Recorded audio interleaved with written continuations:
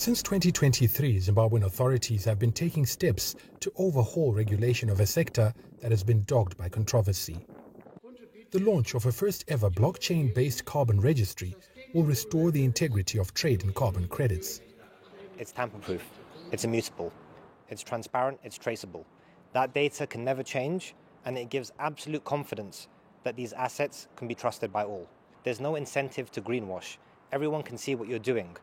Those credits that you generate from projects that don't have sustainability at their heart, those will sell for less amount of money. Double counting, in essence, is something that the blockchain solves on its own. Zimbabwe has also tightened regulations, including stipulating the benefits that are meant to trickle down to communities where projects are implemented.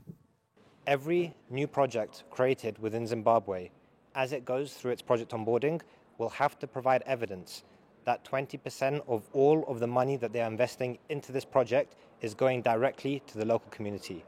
And when it goes to the local community, 10% of that 20 has to be on clean electricity. The blockchain registry means that Zimbabwe will not just be a world leader in Article 6 compliance, but can now also unlock billions of dollars of potential investment into the sector. The country is hoping to revive activity in the sector, which had stalled after it changed regulations in 2023.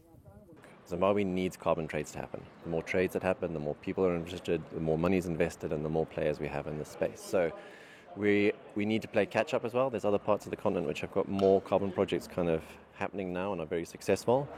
And there's no reason Zimbabwe can't join that party.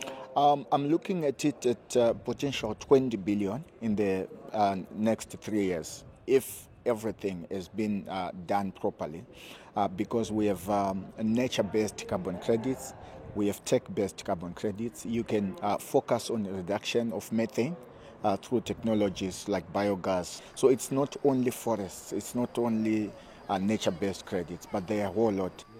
Zimbabwe set up a carbon agency to regulate the sector. Farai Makutuya, CGTN, Harare, Zimbabwe.